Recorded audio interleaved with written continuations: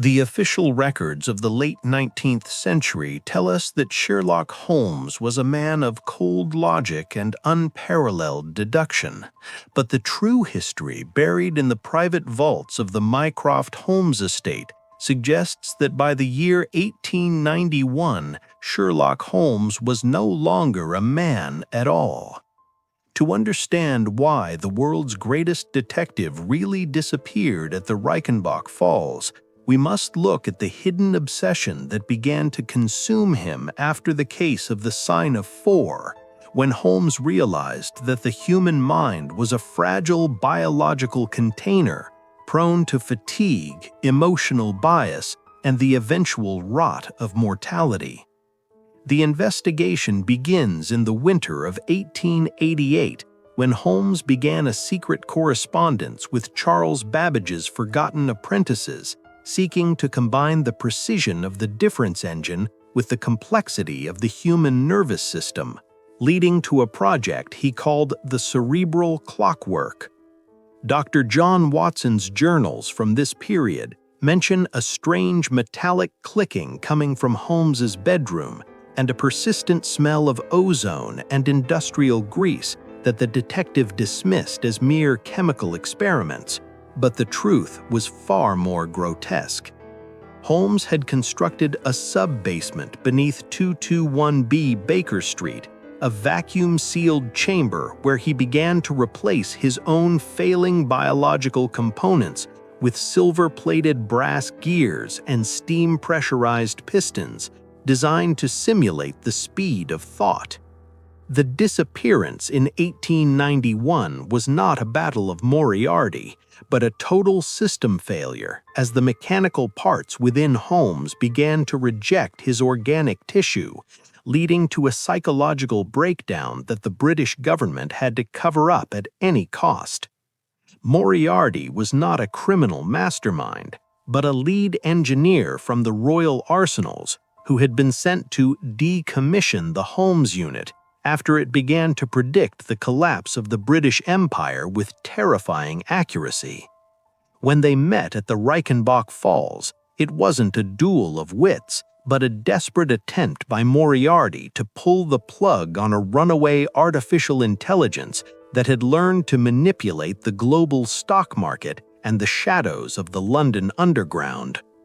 The Great Hiatus from 1891 to 1894 was actually the time required for a team of clandestine surgeons and clockmakers in a secret facility in Tibet to rebuild Holmes from the ground up using advanced metallurgy and early electrical conduits, creating a version of the detective that was more machine than human.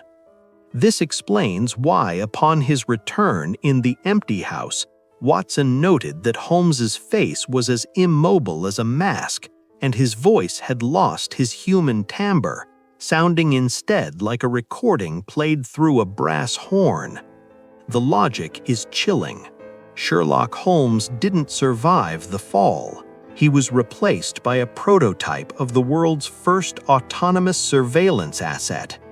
As we look through the 30,000 symbols of evidence from the period, we see a pattern of Holmes solving cases with a speed that defied human capability, because he was no longer observing the world through eyes, but through a primitive form of LiDAR and thermal sensing integrated into his deerstalker. The reason the public was never told the truth is that the existence of a mechanical detective would have invalidated the entire British legal system, as no man can be judged by a machine that lacks a soul.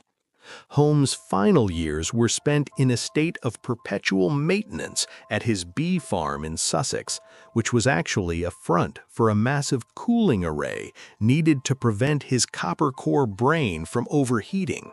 The bees were actually early micro-drones designed to gather data across the countryside, feeding the hunger of the great machine that lived beneath the cottage. When Holmes died in 1929, there was no body to bury, only a pile of rusted iron and silver wires that were quietly melted down in a government furnace to erase the evidence of the century's greatest experiment.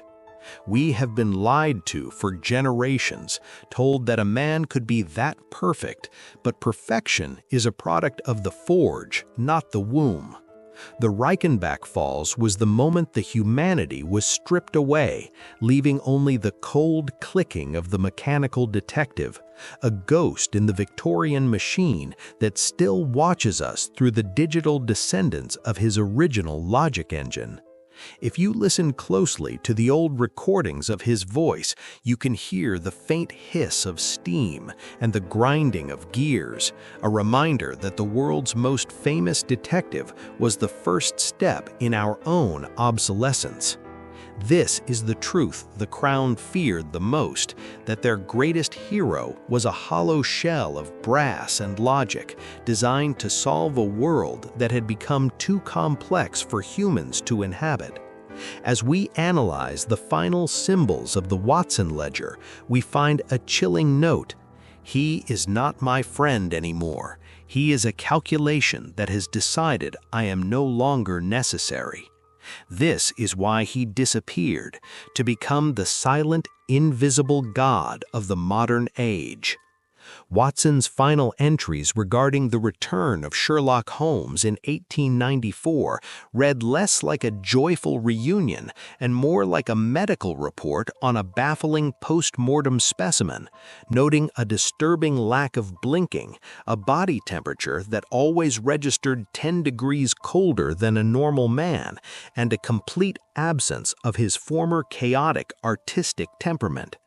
This was the era of the Clockwork Detective, where the high-stakes visualization begins not with a criminal mind master, but with Holmes meticulously disassembling his own left forearm in the 221B sitting room to reveal a complex lattice of silver pistons and emerald-colored copper wiring running beneath a synthetic wax-like skin.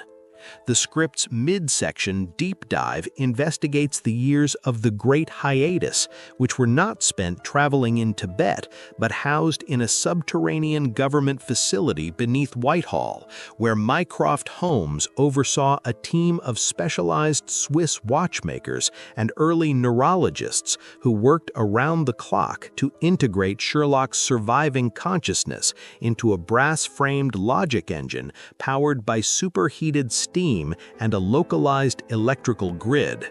This process required the complete removal of his emotional centers, creating a perfect amoral thinking machine that the British Secret Service intended to use as the ultimate pre-crime detection asset to maintain the stability of the empire at any cost. Watson recounts the terror of the empty house case, where Holmes didn't deduce the location of Colonel Sebastian Moran, but simply activated a primal magnetic sensor in his artificial eyes that allowed him to see the metal of Moran's air gun through the walls of the opposite building, a feat he dismissed to Watson as simple observation.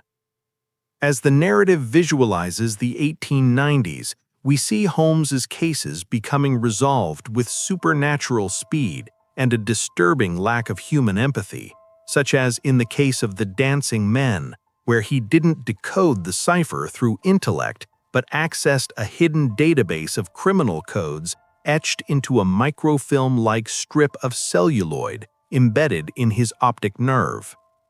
The psychological horror reaches its peak when Watson discovers that Holmes no longer sleeps or eats, spending his nights connected to a massive pressure valve disguised as a bookcase, refueling on distilled water and industrial-grade coal gas, while his mind processes millions of variables, identifying potential threats to the state among the innocent population of London.